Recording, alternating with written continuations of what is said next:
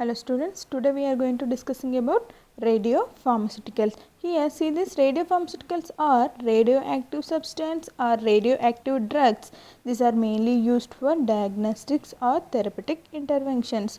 Okay, see here what is mean by this radioisotopes. Here isotopes are the substance that have same atomic number but different atomic weight are called isotopes. Normally these isotopes are two types that are found in our nature. They are stable isotopes and second one is unstable isotopes. Here stable isotopes means they do not decompose or do not emit any radiations. Okay, unstable isotopes are also called as radioactive isotopes, having the property as decompose. They will decompose and they will emit radiations, and these unstable isotopes we are going to use in diagnostics and therapeutic interventions.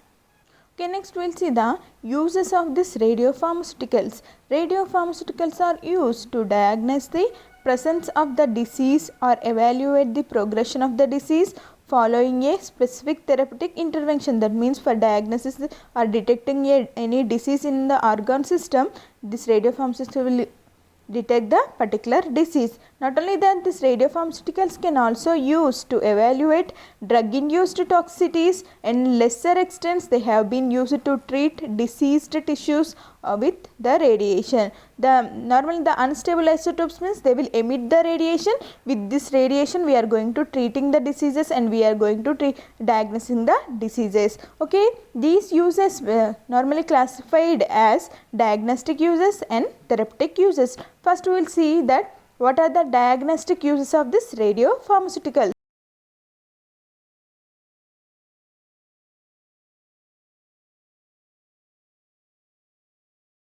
See, the first diagnostic use for detecting or diagnosis any abscesses and infection in the human body, we are using the radiopharmaceuticals like gallium citrate, indium and oxyquinolone.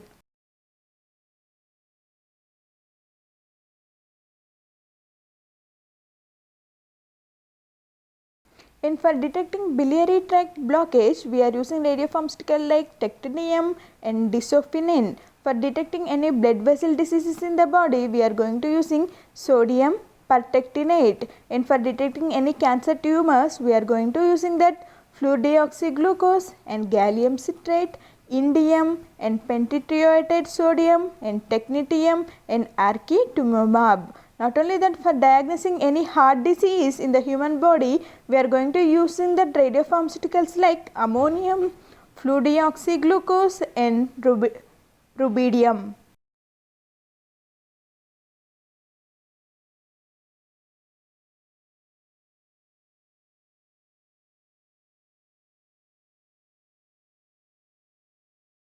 Okay, these are the uses of the diagnostic uses. Next we are using the therapeutic uses. We are discussing about the therapeutic uses of the radiopharmaceutical. That means we are going to treating the some of diseases for this radiopharmaceutical. See here, radioisotopes may be used internally or externally. We can use either internally or externally. Internal radiation is administered through oral route, otherwise the intravenous route, to target a diseased tissue or to target a diseased organ.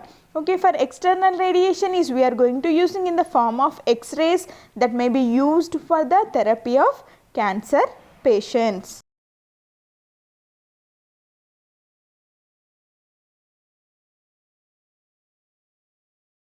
So here we have some of the therapeutic uses of the radiopharmaceuticals. First one is non-Hodgkin's lymphoma therapy. For treating this non-Hodgkin's lymphoma, we are going to using radiopharmaceuticals like tocilizumab and ibritumab and ipratusumab. Not only that, for treating any cancers or tumors, we are going to using that cobalt 60 and gold and holmium. Holmium is mainly used for liver tumors. Not only that, we are going to using iodine 125 and rhenium 186. Not only that, for treating thyroid diseases, we are going to using that iodine 131.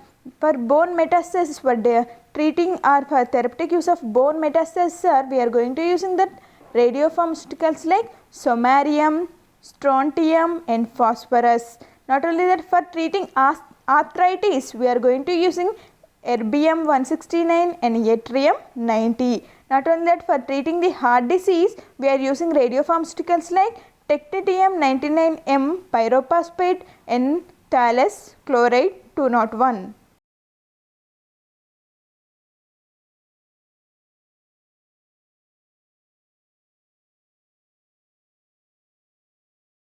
Not only that, we have some more therapeutic uses are there for treating kidney diseases. We are using radiopharmaceuticals like technetium 99M glucoptate, technetium 99M succimer, technetium 99M pentatate. Not only that, 131 iodine orthoiodohipurate. These are the drugs we are going to using for kidney diseases. Next, for treating the pulmonary diseases, we are using technetium 99M MAA, that is means macro aggregated albumin, and last xenon 133 gas. These are the some of the diagnostics and therapeutic uses of the radiopharmaceuticals, and we also given some examples of the radiopharmaceuticals for diagnostics and therapeutic uses. Next we will see the half-life of radiopharmaceuticals. Here for treating how we are going to calculating this half-life for radiopharmaceuticals. For normal drugs, normal medicine, how we are going to calculating the half-life, same formula we are going to using for calculating the half-life of our radiopharmaceuticals. See here first, what is mean by this half-life?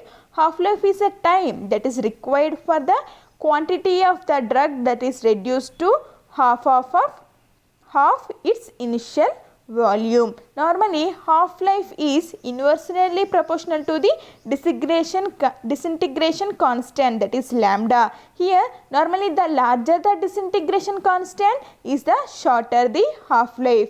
Half-life is normally calculated by the formula is T half equal to 0.693 by lambda. Here lambda is a disintegration constant. For example, for calculating of the half-life of one radiopharmaceuticals, we are taking any radiopharmaceutical. For example, the disintegration constant of radioisotope is 0.02496 per day. For this, we are going to calculating the half-life.